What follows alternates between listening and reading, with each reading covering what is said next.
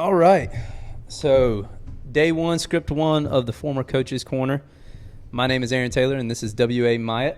We're just going to talk on here a little bit and just let you guys hear a little bit of our thoughts if you care about that at all. Disclaimer, we have no idea what we're doing, but we're going to roll with it, and we're going to have a lot of fun with it.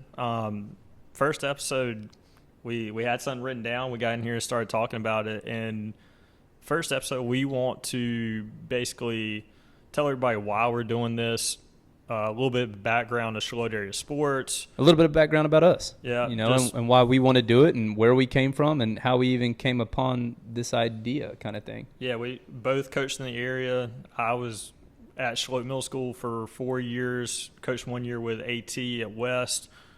What about a little bit before that? I mean, one of the reasons why I brought you on was not only because you were the middle school coach, but also because you had a pretty profound background of where you came from and graduated. And Yeah, for sure. And, went to East Carolina undergrad.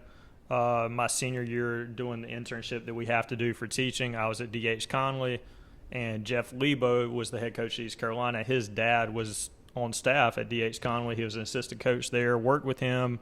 That parlayed that into a graduate assistant spot with the men's basketball team at East Carolina. And those of you in the basketball community, I know we're not just covering basketball, but those of you in the basketball community, you do, if you know it, you know the Lebo name, which is in high regard in the basketball community. Yeah, obviously McDonald's All-American, played at North Carolina, went on and played a little bit for the Spurs. Great basketball knowledge, and he gave me a shot. He brought me on for my third year as program coordinator. Young kid, just we had a tough year. He stepped down 6 games in. Coach Lebo did, and Michael Perry took over. Kind of tumultuous year, which is why I wanted to go, and not a lot of people know this, why I wanted to go to the middle school level after Division I college basketball is – because that is a pretty, that's a pretty big drop, and nothing against that, but – you hear most of the time when you go the collegiate route, you go into either collegiate coaching, into the GA position, into an assistant role, or you go to the high school. So seeing that, jump down, there is a reason why. And honestly, I don't even know what it is. So yeah. So, I was the third year, we were not very good talent-wise. Our coaching staff was not cohesive, a lot of infighting on staff. It was just not a good situation. Yeah, it's bad culture. Well, I mean, I don't mean it in that way, but okay. It was, and I think anybody around it would be transparent in saying that. And I was burnt out personally. I was a teaching fellow, North Carolina teaching fellow. So I had 4 years of undergrad that I either had to pay back through student loans or I had to teach 4 years. Yeah. So I was kind of at a crossroads of, do I stay in collegiate athletics, specifically college basketball, or do I go this direction, get my school paid for, and kind of start fresh? And at that point, it was start fresh, and I wanted nothing to do with everything I wanted to be for the joy of the game. Well, and people don't know this, and if they don't, they should. In college athletics, if you're a GA, it is a job. The same thing as a player. It's no longer for the sport almost. And I mean, as you guys have all told, if you guys are watching this, more than likely you are a sport fan. College athletics is a job, no matter what level you're at. Division III, JUCO, Division II, Division I, from a player to a trainer to a manager to on staff. It's more of a job than it is anything, right? And especially if you're a student, that's full time. Absolutely, yeah. And getting a master's in business, so it was challenging. It was a lot of long nights, early mornings. It was great. I grew so much as a person, as basketball knowledge, just great experience. But I was burnt out, and I just kind of want to hit the reset button. I had never vacationed to Charlotte, never been to this area. I love golf, and I was like, well, there's a bunch of great golf courses here. There's a beach here. Why not? Yeah, pace of life. That's what I tell everybody, right? So moved down here 2018, interviewed at Charlotte Middle School. And did you coach anything else other than basketball? At Charlotte? Yeah, at Charlotte. Or in general, at D.H. Conley? I mean. Yeah, coached. Helped out a little bit with cross country because that was first semester. I wasn't at the school as much, and then JV basketball helped out there as an assistant coach at D.H. Conley. Then track was also an assistant coach, coached the distance runners there. I ran cross country in high school, so had a little bit of experience with that. At Charlotte, helped out Coach Fimble with football, boys and girls basketball. I was the head coach of boys basketball, assistant coach of girls basketball, helped out with baseball. As you can see in middle school sports, if you coach one thing, you coach absolutely everything. You coach a lot. Yeah. You coach, and it's a lot of fun, to be honest. The seasons are shorter. Being frank, it's not nearly as stressful as Well, you also get to see all the athletes. At the high school level, I didn't get really to see that. At the middle school, you get to see and be around every single, not only athlete but student. Because a lot of the kids in the middle school level that play athletics, they don't make it to high school athletics. Unfortunately, they step down. Whatever the reason is. Yeah. And I think that's why one of the most important reasons of having a good middle school program, a good middle school coach, and one of the reasons why I, as a high school coach, and I think every high school coach can agree to this, that you want to be as involved with the middle school program as anything else. And having the middle school head basketball coach as my head assistant, and especially a tough year of COVID, that can bring that just helps. Yeah, but.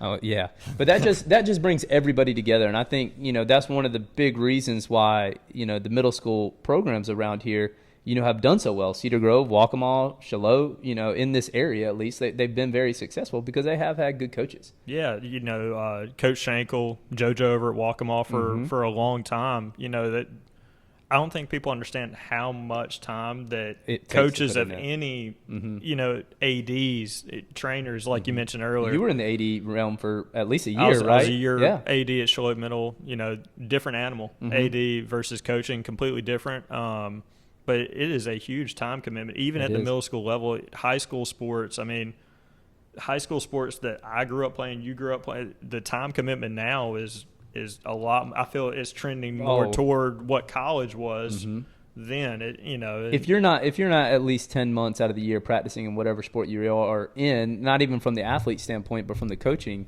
I never felt that I was doing our program justice if we weren't going 10 months out of the year, which sounds ludicrous, but it is what it is. Everybody else is doing it, and if you're not doing it, you're falling behind. So even if basketball season was technically we did September 1 through, let's say we went through mid-February. That's September, October, November, December, because we have Christmas holiday break. We still have a tournament. January, February, that's 6.5 months. Yeah. And that's actual season for us. We take a month off, and then we go straight into spring ball and weight training, and then we go right into the month of May and June for summer ball. Yeah, people now, you kind of think, it's, just off-season workouts. But if you're doing it the right way, those off-season workouts, those are planned to your scheme. Yep. You're working on skills that translate to your offense, defense, everything. That takes time and energy. And the more you do it, the more success you'll have and the more continuity you have. And I think, in my opinion, the summer, and I think one of the big things we always had at West, we always had very good talent. And I'll talk about kind of my background in a minute, but one of the big things at West is, for the most part that I was there, and I think in the past years, there's always been talent. There's always been talent. And I think one of my biggest goals was the 7 years that I was there was to build a culture. And I think the summer months to me is when good teams became great teams, and or good teams could become bad teams, just depending on what you had. And we really had a huge emphasis on attending summer and spring workouts. Whatever it was, it was always team oriented. It was always competitive teams. No one was really on a one-on-one scale because, in my opinion, basketball is a 5-on-5 sport. And I know we're not talking about wrestling or anything cross country where a lot of it is single sports, but just coming from our point of view, we built culture. We built, team bonding. That's what we built in the off season. That's what we built in the summer. We took them to, you weren't there, but we took them to Fort Fisher, the military base, and did like a 2-day overnight, no cell phone, just nothing but team bonding and PT basically. And if you ask any of the athletes that I've had at West, I think that's one of the things that they'll remember more than anything. And at both former athletes here, for me, ended at the high school level of my athletic career. It is what it is. That is what it is. Yeah, I had a great time doing. Not many people go to that level, like we talked about. But I think the things that you remember most, or you remember big moments in games, but The bus rides. the locker rooms, Yes. and Your coach. workouts, coaches that had an impact on you. Those are the things that carry that, far beyond the field, the court, whatever it may be. Those life lessons and those memories that you make with your teammates. I'm probably biased and say it, but I love team sports. Yeah. And I obviously love golf, so I love great combination of individual and team sports. Well, as I'm sitting here, and we're talking about for weeks, we kind of planned on what we wanted to do with this, and we talked about shining on athletics and coaches and sports and all that kind of stuff. And to me, honestly, what I would love to portray more than anything is the stuff that you don't see, because I think that was something that was very important to me that I wish more people saw, was the things that didn't show up on the record or didn't show up on the stat line. The things that only the coaches and players really got to see, the behind the practice doors. We always said closed practices, not really give the in-depth of a locker room, but those things that fans don't get to see, that coaches and players get to experience, that not the normal high school student gets or college student gets. I think that's one of the biggest things that I would love to accomplish with this. Yeah, I think, that's one of the things, and just what we wanted to accomplish with this bucket was we want to highlight the local athletes, local student athletes, recreation athletes, and just give, coverage that is really cool for this, for these kids. And it's the newspaper was, when I was, if you were in the newspaper, that was, that was amazing. And podcasts, this is kind of the form of media now, where we can spotlight kids. And, with Charlotte Area Sports, we started that up a year ago. My dad has been a sports writer, since he got out of college. So that's. He's at Triton, right? Triton High School, where you went to school, right? So he was at Cape Fear Christian. I graduated from Triton High School. Okay. He was at Cape Fear Christian Academy as AD for 2 stints. So up until my senior year, I went to Cape Fear Christian Academy. Senior year, I went to Triton. And anyway, he's a sports writer. He's done that as well as being an athletic director. So you talking about pulling extra time? That's a lot right there. That's a lot. So even if you're not at an event, you're writing about an event. Dad loves sports. Yeah, loves it. As you can tell. It translated to me, and when I resigned from Charlotte Middle at Cal, I was doing travel nursing. I was out of athletics. I missed it a lot. Wasn't able to do anything. I think you and I talked about, doing some coaching, not, when I went teaching. I was like, I can't commit to doing anything when I'm not there full time. Yeah. We got back in the area full time. I forget the year, but, started at We Oversee, which is, local business. We provide property services for Ocean Isle Beach and surrounding areas. Shameless plug there. Yep. But in doing that, kind of got into a groove of things, and knew Dad was going to retire. Yeah. Wanted something productive for him to do down here that would be, and I wanted a way to get back around athletics. I missed it. What better way and not have and be able to cover everything and not have to be at every practice, yes. At every game, and have to ride the bus, and and as much as it is love, that's hard to do, especially as a new father and a new husband and everything like that. It takes time. And so to kind of go back a little bit, I know we went on a little tangent right there, but as we talked about, I was at West Brunswick. I was at West for 8 years. I was the head men's basketball coach. Some highlighted athletes, we had Jaden Parker, we had Javen McCray, both Division I athletes. William McRaney, Division I athlete. Some great ones: Kavon Daniels, J.J. Cobb, Salil Lee Jordan, Carson Pope. We had some really good athletes that had gone through the program. Before I was at West Brunswick, I was at High Point Central High School. I was there for 3 years. I was actually the head girls coach for 3 years. Where's High Point Central for those that are? High Point, North Carolina, kind of southwest, I would guess, of Guilford County, Greensboro kind of area, a little west of Asheboro, North Carolina. Central, is that what, Central North Carolina, a little west? Yeah, I would still say consider it Central North Carolina. Graduated from Appalachian State, ended up getting, same thing as you, where you go into, it's not teaching fellows, but it's your last semester of college where you have to student teach at a school. And I actually planned to go to I was following one of my former coaches, Clayton Trivett, who is now the head football coach at Salisbury High School. He had convinced me to go be a TA do my student teaching with him, and I can't remember what school it was because it wasn't. I think it was Salisbury. I think it was Salisbury High School. I was going to do my student teaching and hopefully get a job there. Yep. Went to one of the teaching fairs, and the assistant principal at High Point Central we just started talking. Mr. Hill, I'm not sure where he's at now, but we started talking, and he said that there was going to be a potential opening. The great Kenny Carter, who is probably known as the best high school girls basketball coach in the state of North Carolina. It just numbers wise. I mean, I don't know. I think he won maybe 5 state championships with the girls at High Point Central. He had multiple Division I athletes, multiple to go to, University of North Carolina.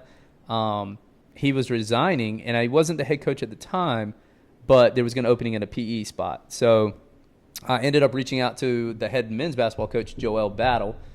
He was at High Point Central for, I think, 12 years. Did a great job, won a couple of Coach of the Years, won a conference title while I was there. And he gave me my first shot, just like how you were talking about Lebo, kind of giving you that first shot at being I was the assistant JV coach while I was student teaching. And then our head coach, probably 4 games left at the end of the season. I don't think I've ever told you this. We were playing Northwest Guilford High School in a JV game, and he got ejected. And he was a football coach.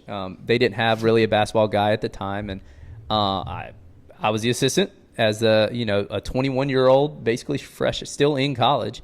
I coached the rest of that game, and when you get ejected from a game, the state suspends you for 2 games, and at that time, our AD, Mike Cook, matched it. So he had 4-game suspension. We only had 4 games left. So I got the head coach, after like 3 games in as his assistant, and I was a head coach, JV coach. Immediately threw in 4-game, the Trinity, Tim Kelly offense, right where I came from. Did not work whatsoever. You got to match what you have. But that was my first shot, and then I took over the girls program the next 3 years. We started at that time. The girls program had not won a game. Pat myself on the back a little bit. The girls program had not won a game they had won 2 games in 5 years combined. My first year we went 10-12. My second year we went 12-10, and then my third and last year we went 19-6 or 19-7, and had a shot at the conference title. But just kind of like I was head softball coach for a couple years. I won conference coach of the year as a softball coach. Not many people know that. Didn't know that. Yeah. I was an assistant tennis coach. I coached, what else did I do? I mowed every single yard that there was, every baseball field, football field. It was one of those. I was women's golf coach for 2 years. Nice. Head women's golf coach. That is the best sport that you can ever coach. Ride around in that golf court, teach them how to putt, and throw a couple Gatorades. And, not saying they're all golf coaches are like that. Our golf coaches, but I did not know anything about golf at that time. Miss Borden had dibs on it at Charlotte Middle. Yeah. It was just highly coveted for me. 100%. But, yeah. She get to hit on the range with them, play 9 with them. Like that's absolutely best gig in the world, right? Get paid a very little bit to do it, but no. Yeah. Golf, great coaching gig. Yeah. 2019, I took Coach Ty Johnson took the job at Cox Mill, and I interviewed for the job. I think maybe a month later in Greensboro during the coaches clinic after I sent an email with Coach Fletcher and Coach Reeves. Had an interview with them, got a second interview with Mr. Pascal, and ended up taking the job. And I was there for 8 years. We had some really good years. We had some, we had 1 or 2 bad years, but overall I felt like, we had some good years. And that's just a little bit of background about us and what we're trying to do with this. I don't know what your thought process is on bringing in athletes and coaches, and I think that's what we're trying to do, right? Oh, absolutely. I think one thing that we do in Charlotte area sport, and we've already talked about doing it here, is to cover all the sports. Men's, women's, every single sport that we can. Look, this is not our paid job. We do this because we enjoy it. We're going to try to get as much coverage to as many student athletes as possible, shine a light on what they're doing. But we want to bring people in. We want to bring the athletes in. We want to bring coaches in and just have a conversation, learn a little bit more about them and, kind of how they got to where they are, what some basic thoughts on their coaching philosophy. And we want everybody to also understand that there are so many athletes and there are so many coaches and there are so many sports, and we would love to be able to bring every single athlete in. We'd love to bring every single coach and cover every sport at every school. And like he said, this is our paid job. As you can tell, we're at Shakalaka Bowls, the new spot that we love in Ocean Isle Beach. Great acai. Great acai. Just disclaimer, we're very biased on it, but we can't do that. And I know it's going to be tough for, a lot of people to understand, because everybody wants, to be covered. They want their child to be covered, and we'd love to do that. We're going to reach out to coaches, and the coaches that are willing to come in and talk, we'll talk to them, and we'll tell them to pick whatever athletes that they feel like they need to bring in. And, of course, they want to bring in every athlete, but they just can't do that. And we don't ever want to do anything that could, this whole thing is about highlighting sports and this local community and the athletes and coaches here. And, I think people do this in a lot of different areas, and I've been trying to do this for, no joke, I've been trying to do this for 5 years, and, just finding someone else that's willing to do it. Luckily, Coach Myatt kind of stepped up, and it's the perfect thing, but that's the idea for this. Yeah, it was just kind of a natural progression from what we were doing with Solidarity Sports, and then starting the website, Dad writing, like, it's growing a little bit. People enjoy it, and we enjoy it. Yeah. And I think while you were still coaching, you were talking about the podcast, and it wasn't even on my radar then, And we had talked about it, but this is something that, we do on the spare time, and it was impossible to do it then. It's hard to do it now, and I've got 2 days off work. Like, that's kind of hard to do. We batted around for probably the better part of a year and a half when it was actually like a realistic possibility to where we could do it, and when we talked about it back then, there's no shot, but, and you told me you're getting the equipment. All right. Let's I know your wife's at home cooking dinner, and you got a baby at home, and my wife's at home cooking dinner, so we're taking time away from them to be able to do this. And we want you guys to understand, and we hope that you guys see what we're trying to do. And everybody has their opinion, but hopefully you can just listen to ours at least a little bit. Yeah, give us thoughts as what you want to hear on the show. We'll read them. We'll take that into consideration for sure. Just Definitely. be nice. Yeah, just please be nice. Please be nice. I think one of our first topics of what we're going to try to do next week at some point, and this was beginning supposedly was just going to be kind of a rehearsal, but I don't know. We'll see how this goes, and sure. If it sounds good and looks good, and we didn't say anything dumb, we might post this and see where we go with it. But one of our first topics is we wanted to catch up on sports. This is week 4? It's going into week 4, at least week 4 for football. Week 4 of football at the high school level, of course. Volleyball, soccer started before football, so they might be in week 5. I think football's not in the conference play yet, but they got South Columbus this Friday, right? South Columbus at home this Friday, JV away tomorrow. Volleyball's in conference play, soccer's in conference play, women's tennis conference play, women's golf. I think it might all. I don't know. Mostly, I've stepped away so far that I don't really even know. That's why I'm bringing you. You're the one that's involved. That's why I like having you here. Right. And I'm trying to run through and get all the sports cross country that they have their meets. So a lot going on with fall sports. There's so many sports at the high school that. It's just one thing after another, and you forget about something or you misstep or whatever. And I think that's what our goal is for, these first couple episodes. We'll narrow it down and pick on a certain thing that we want to talk about, and topics that we're going to talk about in a second. But I think the first couple episodes are just catching up basically. And the football team is 2-1, and the JV program's 3-0. Yep. I know the volleyball team, they always make strides every year, and I think Coach Scott's doing a great job. And I've stepped, like, this past year was my last year, so I've kind of really tried to remove myself from the West Brunswick area. You want to give a little bit of what you've seen so far as you've been taking pictures? Yeah, for sure. I think football's made pretty big strides each game that they've played. North Myrtle, a little bit of an anomaly. Josiah Borton, quarterback, was injured, wasn't able to play. Is he a junior or sophomore now? I want to say junior AT. I'm not positive. We'd have to look it up, but Eden was the backup quarterback. I think Eden would be a senior this year, off the top of my head.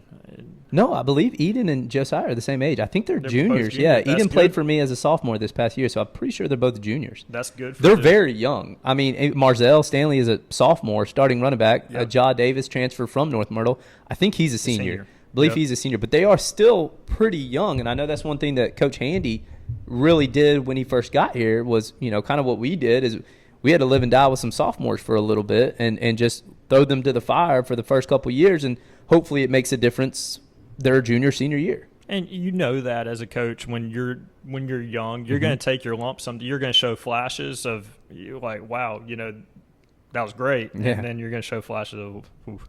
And it happens, and it's growing pains. that, And yep. Josiah started as a freshman Yeah. quarterback, as I believe, and I'm pretty sure Marzell got last year some starting touches at. I think he fifth quarter. He played both ways, but I think he got a couple touches at varsity running back. I think you're right. I think later on in the season he came up and played a little bit late in the season, which as a freshman for football is huge, just to be around the varsity program as a freshman. My sophomore year of high school, I was at East Montgomery High School.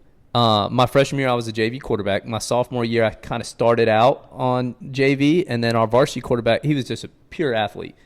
Going back into tails a little bit, so we moved him to receiver, and I got starting quarterback position like 3 games in my sophomore year on varsity. I was, no exaggeration, probably 5'8", 5'7", 125 pounds soaking wet. No joke. And 5 games, and those are grown men. Oh, yeah. Literally, we played Albemarle High School. I think they had won maybe 8 state championships at that time in the past 12 years. My sophomore year, I think 7 games in, Danico Autry played for the Indianapolis Colts. I think he may still be in the league, but he had legitimately probably a 12-year, 15-year tenure in the NFL.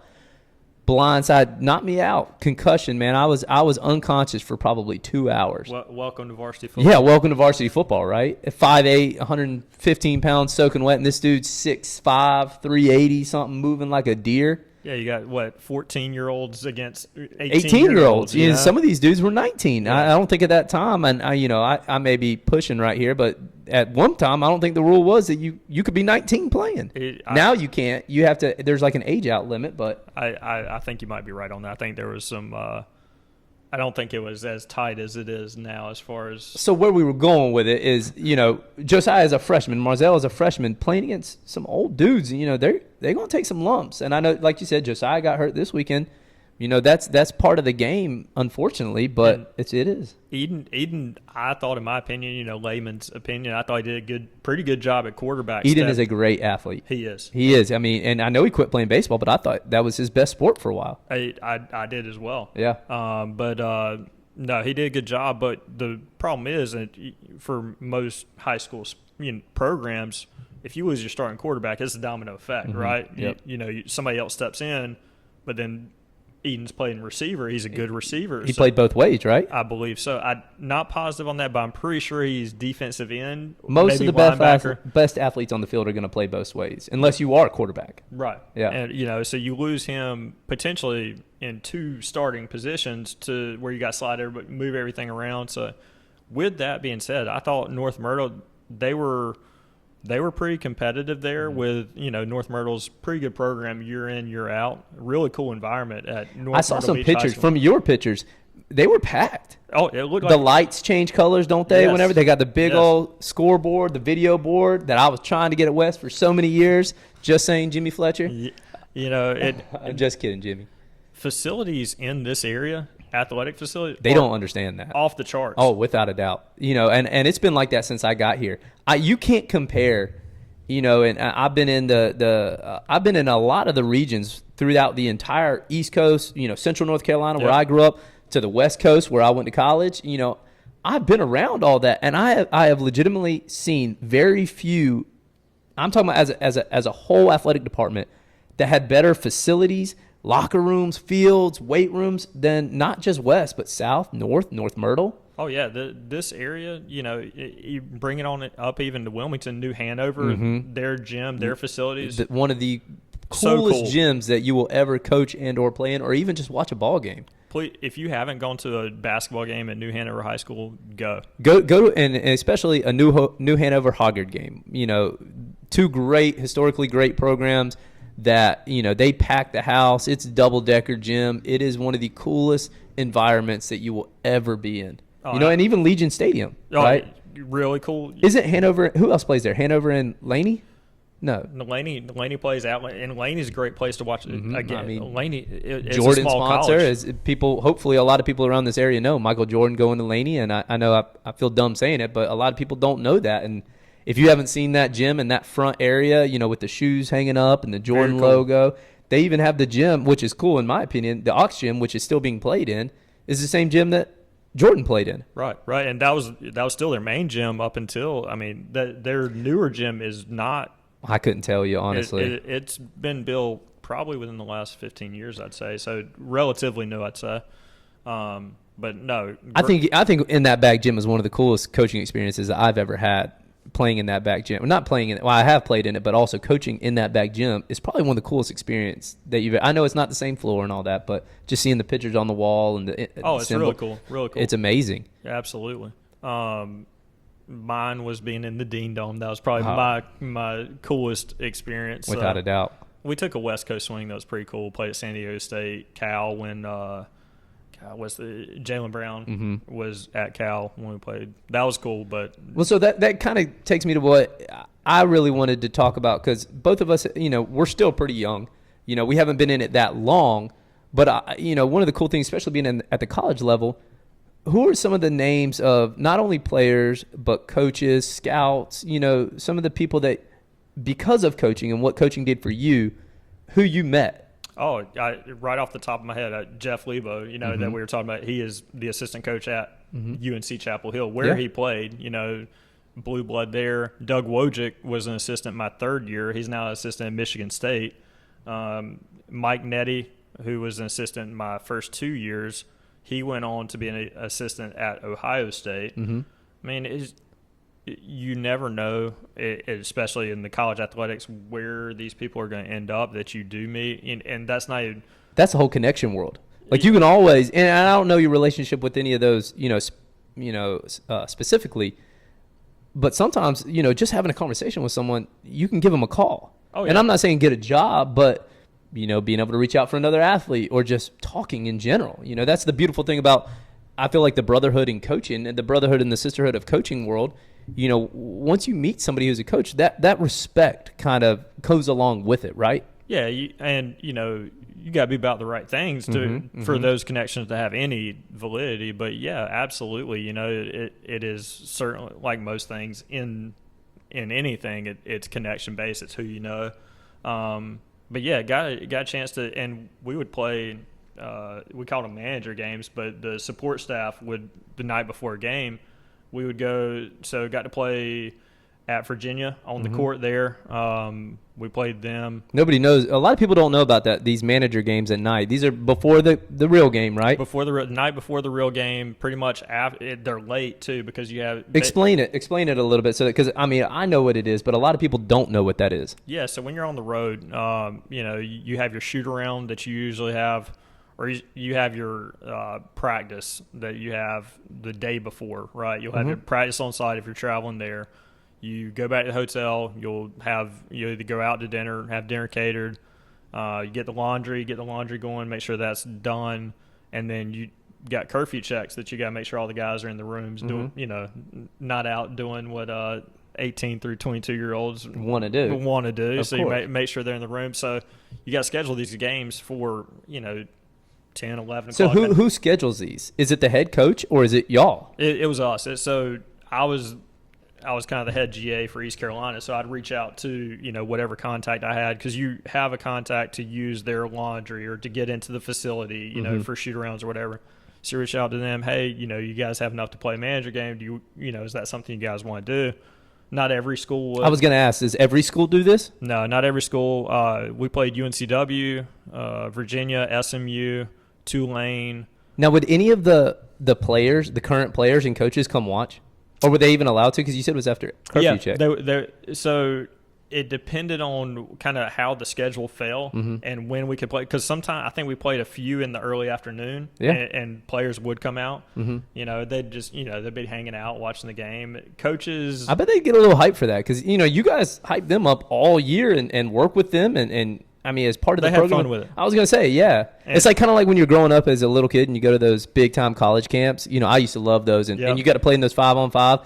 All the players are there coaching and reffing you guys and, and they go crazy. It's got to be something like that a little bit. That feeling. it was cool. It was cool that just to hey we can play a little bit. Mm-hmm. And I don't tout myself as talented or even athletic for the most part, compared to. But to play like that, I mean, We- you still got to. We had some guys that could play. Yeah. We had, and I think another thing that the common fan doesn't understand is how good anybody that plays at any college level. At any level, JUCO, D3, D2, D1. There's such a stigma on getting to D1 at any level, and a lot of GAs and a lot of managers could just enough be a walk-on if they truly wanted to. We had two that were managers walk on. Well, that's what I was going to say is, during any of these games, did any coaches be like, man, we might need him. That dude can shoot, or that It was he's more 6'6". And so again, for there's a scout team. Mm-hmm. So scout team is comprised of managers and GAs. So it is managers too. Yeah, managers and GAs that run the scout offense for. Mm-hmm. And I'm talking about basketball specifically here, but that run the offense of the team they're playing. So scout team's tough because you have to learn. You have to know every style of offense and be able to run it somewhat, just to give a look to the defense. So just think about learning the Princeton offense in You talk about being able to get such a high IQ. Oh yeah, On defense, offense, special teams, all of it. Like to learn it at that level because you have to. Yep. Because your job is to prepare the guys on the other side, you know? And if you don't do your job, it's the same. So Coach Wojcik he ran the scout team. And when I say coach, he's the one that's at Michigan State now. I love Coach Wojcik because he took that so seriously in prepping the scout team to give our guys a realistic look. He played at Navy with David Robinson, so he was the point guard for the Admiral at Navy. wow. Great guy, but very intense guy. So if Was he coaching you guys the same way that he was coaching the players? probably harder. Really? Well, yeah. I mean, I definitely could see that. Probably harder, but at the same time, he coached us because he takes a step back. Coach Wojcik looked out for us probably better than any of the other coaches. Any of the other coaches, but he's also one of the hardest coaches. And that kind of comes with that territory a little bit. But so going back to the scout team, guys could play. So the manager games were fun. Got to think of his name. He is now at Providence, head coach at Providence, but he played at Missouri. What's his name? I'm so bad at names, man. I can't even. I'm Anyways, he was by far the best player that we played against, but he was at Tulsa. He's the head coach at a Division I program now. Yeah, he was a manager. He was an assistant coach then, because it's pretty much anybody that's not a player. Correct. Yeah, so he played, and man, he was good. He was. Yeah, I mean, he played in the NBA. Well, and a lot of people say, and this is going off it a little bit, but some of the best players aren't the best coaches. But that's such a cool thing to see. Someone who was such a good athlete turn into such a good coach. Yeah, he was with Frank Haith at Tulsa, and I'll think of his name at some point, but super nice guy too. Yeah, super nice guy. Well, and I know we kind of went off a little bit of some of our past people who we know and some of the things that we also talked about. But I want to go back to one of the things because we talk about we want to cover all sports, as many as that we can. You said you coached cross country. Yeah. Well, when I was in high school, if you played basketball and you didn't play football, you ran cross country. Thank goodness I played football. Yeah. No matter how many concussions and broken bones I ended up, I was much rather play football than running and now 5. Now you choose to run. Now I choose to run 100%. As you get older, you find different reasons of what you want to do and what you like to do or what you need to do, sure, right? Sure. Yeah. I don't run now. I used to run then. It's just how life takes you happens, too. Yeah, exactly. I don't have a newborn at home that's keeping me up like that. I wake up at 6 in my own recognizance. Yeah. Coach Tim Kelly, who was my high school basketball coach, in one of my, in my opinion, one of the most esteemed high school basketball coaches ever, won the state championship in 2004, was back at it again in 2009, my freshman year. Lost to Kinston and Reggie Bullock in 2009. Really good high school team. Oh yeah, yeah. Reggie Bullock. I'm trying to think some of the other names. Kinston High School is one of the most esteemed high school basketball programs in the country. I saw that team play at the Eastern Regionals. I mean, they were loaded. Well, what year? Bullock's That team. year, that Yeah. Reggie Bullock year, yeah. And then they beat, I think it was Dudley High School and Will Graves, who played at University of North Carolina in 2004. That year, they had John McKeachum at Trinity. They had Tim Kelly's son. So his son, they had like 8 seniors. All 5 were starters, and his son was the point guard. You know, Tim Kelly Jr. And then who was the guy? He played at ECU. Josh King, shooter, played at ECU. Before my time. Yeah, way before. He probably played in because he went to Eckerd College down in St. Pete, Florida, and then he Okay. ended up at because that was the route I was going to go. He ended up at ECU, probably playing 2007, 2008. Way yeah, before but he my was an time. ECU guy. But anyways, talking about some of the best programs. But Tim Kelly, if you did not play football, you ran cross country. And I mean, talk about a tough sport. And I say it's a tough sport, but about, you know, anybody who wants to run or be in shape can run cross country. If you enjoy running, or even if you don't enjoy running and you want to be a part of something, cross country is one of the greatest sports because it is so inclusive. No matter what, every athlete can be a part of it. And you can improve. Yeah. I like it because you could. It shows literally- growth. Yeah, not just wins and losses, but your personal time. We talk about There's individual no sports cuts. as well. Great coaching wise because you don't have to cut any kids. Not everybody can travel, but cuts suck. Yeah. That's yeah. one of the worst parts of coaching. We'll touch on that at some point down the road, I'm sure, as far as just how. In different ways. I mean, I did it probably 5 different ways, you know, and it never got easier. Every year. It's probably the hardest day is final cuts Yep. of a season. And any coach that ever tells you that it's not hard or it got easier, they're lying to you. Yeah, or they just stop caring as much. One or the other, because it never gets easier. You Especially at the high school and middle school level, because you have built such a good relationship with all those kids. And I know we're talking about it. Let's stay away from that because I want to use that as an entire topic one day. Yeah. I think that would be a great topic for yeah. parents and for kids to understand that to see the other side. Well, of and we as coaches just don't care about them, and then think that we cut them and we don't care about them. At least from, like you said, like our point of view, who were very invested in the children and built relationships with them. We want them to see our side of it, not just, hey, your kid was cut. But you know the conversations that you have with other coaches, and you know when you cut a kid, you still want the best for that kid, even if that kid is super upset and doesn't ever want to talk to you. You still want the best for that kid, and you understand that they're upset. You know, and when you walk by them in the hallway, whatever it may be, there is a little awkward there, but anybody that's in it for the right reasons, coaching, you just want the best for the kids. Yep. I mean, that's why we're here doing what we're doing still, is because we, in our own way here, want the best for the kids. And as much, and I think people talk about it all the time now that I stepped away to run Shakalaka. One of the biggest things that people ask is, do you miss teaching or do you miss coaching? And I'm sure you get asked that sometimes too. And,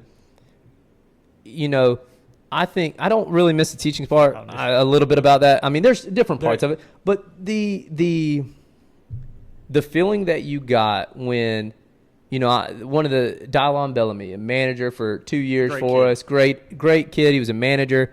We put him in that last game his senior year, and he made a free throw, and the whole gym just erupted. Like feelings like that will never be forgotten. Yeah. Or seeing a kid that, didn't play his freshman, sophomore year, got cut, made JV as a junior, and then he ends up starting and getting good minutes as a senior. Like, stuff like that is what I honestly could not tell you all of my records from when I started at West or in any sport. Those 3 years at Central, I just can remember those because it was my first couple of years. But I could tell you moments from different parts of all my coaching career where they were more memorable to me than anything. And I feel like you got to have some of those moments. And I still have, Kevon Daniels, he helps me here. I've had Josh Walton, who plays still at West Brunswick. He cuts the grass here. Like, that's what I think coaching is, in my opinion, all about. Oh, you love seeing former athletes. When you go to a game, you and I we try to be on the field, and I would way rather be on the field or on the court than in the stands any day. That's My back can't stand sitting on bleachers. yeah. Which high chairs here, for prolonged sitting. I'll try to get some like little comfy things. I might need a little pillow Pillow or something? Yeah, We got that. I might be a diva here, but no, I for one thing, I don't want to sit in the stands for multiple reasons, but being on the field is great, and that's another. Just feeling like you're still in it, just still around it. And even when I was coaching, like at West, like I wanted to be on the football field. I wanted to be, in the dugout of the baseball or softball games. I wanted to be sitting next to Coach Reeves on the court, during the volleyball games. Like just being able to still feel a part of it and feeling like you still have those effects when someone makes a basket and they look at you because they were the middle school coach or, made a move that you talked to them in the off season about, like just stuff like that. Like, I think that's one of the most, what I miss about it more than anything. And I know we're not at basketball season yet, but, the off season workouts, the waking up at 6 to get there and let the gyms in, my last year, I had 3 guys, Jonathan Daniels, Matthew McKinney, and AJ Thomas, that would wake up 4 days out of the week, sometimes 5 in the off season, would wake up and make me be at the gym at 5 a.m. to open the gym for them to shoot. Yep. Like that's why I kept going. That's why I wanted to continue to do it and why it was so hard for me to step away from it. Yeah. Yeah. And well, again, we'll say basketball, but basketball got pretty much everybody coming back. Men's basketball has everybody coming back. Very excited for that segment. Coach Bryant, who was the head coach at Lumberton High School, has stepped in as the head coach. And man, when you talk about successful, I mean, he shared the state championship title during the COVID year, right? Yeah, and deep runs in the playoffs subsequent years. So. Every year. And one of probably the most, if you meet this guy, he's probably one of the most low-key individuals that you will ever meet. I've talked with him twice, know of him through some coaching contacts and hear good things of everything I hit. And I enjoy talking with him 2 times that I talk with. So I'm excited to see what they do with what they got coming back. I agree. I think he's going to pick up and just run. And I think he's going to do a great job. And I think the athletes there, if they can figure each other out a little bit, even though they've been playing for years, if they can just figure it out a little bit, man, this could be a team that could be one of the best West teams that's come through in a long time. One thing I'll say, if you can get it going at Lumberton and sustain it, like he did. You can get it going most places. Yeah, and I agree with you. And I think, every time we played them in the summer, they were one of those teams that always just found a way to win. You didn't know They're how. Tough kids. Yeah, you didn't know how they were doing it. They weren't flashing you with, making a million baskets or over your head athletic.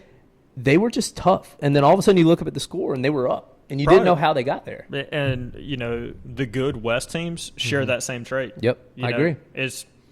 I wouldn't say most years is pretty basketball in some sense of the word, but – and basketball is changing so much, and how it's played, one because of, professional and Golden State and everything that they do offensively. But, coaches have to do with what they got, you can't run the same offense for one team as you do the next year because you don't have the same type of athletes, You might have a great shooting team and you're going to run an offense more like that. So basketball changes in the way, and I don't understand what you're saying, of how it looks, pretty basketball. Because pretty basketball to some person may be ugly basketball to another person who doesn't know it as well. Yep. Yeah, but, the MO for West when is fast-paced and hard as nails defensively. Defense, and the full court pressure. I think, my first year, that was the year we won 18 games. One of the main reasons, and definitely you're going to toss some cookies there, Coach Johnson is – at least from what I got to a take from the guys that I had, DeAndre Clarida, Jaquise Daniels, Isaiah Urasek, of course we had 6'10" Jaden Parkin protecting the rim, but they were so good defensively. And I'm talking about fundamentally sound, closing out the right way. People teach defense different ways, forcing them different ways, hands high, low, whatever. People do it differently. Luckily, his ideology on defense matched mine. So walking in and having someone that I don't have to teach to play defense, and just try to find an offense that can fit to their personality and skills, I mean, that was amazing. Coach Johnson, shout out. I know he was the AD at Cox Mill for a while. He was the head coach for a while. He was the head coach at West.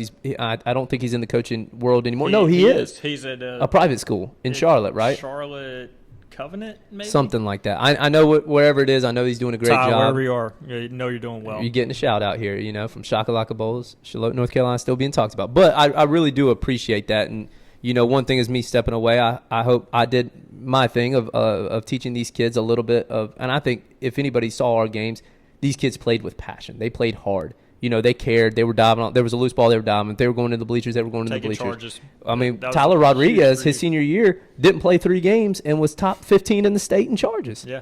Like that. I mean, and that's the toughness of these kids around here, in my opinion. Yeah, and just another example. We know basketball better than most. Yeah, unfortunately, guys, we are going to be talking about basketball a lot just because we are both former head basketball coaches and assistant basketball coaches, and that's just where every conversation will end up leading to, unfortunately. Yeah, but we want to highlight stories like that for as many sports and as many kids as we can, as many coaches as we can. And looking forward to it. I think. For now, episode 1, I think we have way more content than we thought we were going to. I can't even see see what it is. I think it's 40 minutes, something like that. Yeah, we've been going a while here, and I feel like we had to keep, and we can edit this out, but we had to keep reverting back. We got to keep ourselves on track. I think so too. I think both of us show a little bit of ADHD. Yeah, I think we both do. Yeah, and when we've got so much, again, like I said, how young we are, we have a lot of history and a lot of different things that we can throw at this. And I think as we do this, our main code is going to be the main code. But I think we're going to find different things that we're passionate about that we want to give the point across to. And also, neither one of us are good at talking like this. No. I felt like in the middle of it that we both ended up just talking like we were in my office, 3-4 years ago and just talking about basketball and different athletes, which I think we're going to get a little bit easier with. I don't think either one of us is very natural at this, but I think we'll get better as it goes too. I'm an introvert naturally. Hopefully this helps a little bit too. Yeah, I've gotten good at talking in front of people just because you have to with coaching.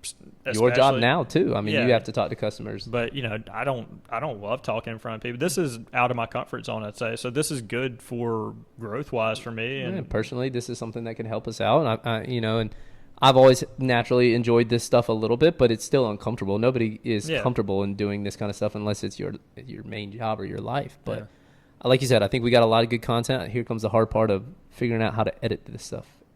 Ava, we need your help. If wherever you are when you see this and we send this to you, this is your your shout out. SOS. Yes, please. Or JT. I know we've tried to reach out to him. Do we need to edit that part out? We need. We need somebody. Anybody who is good at editing videos. If you want an internship, great recommendation letter. Unfortunately, we can't pay you, but we will give you maybe a Shaka hoodie that we got right here, or we'll give you guys got shirts yet? A pound back. We got a few shirts. Limited run. Limited edition. Right. You might be the only one. But thank you guys so much for tuning in. Hopefully you see a little bit about this. We understand. We don't want this to get a big thing, but it is what coaches. Former coaches corner. We don't even know that. Episode 1. Yeah. I was searching for it. I was on the right track. You were. We're there. Sounds good. Yeah, man. All right, buddy. That's not bad. No. All right. The tape will tell, but 52 minutes. Wow.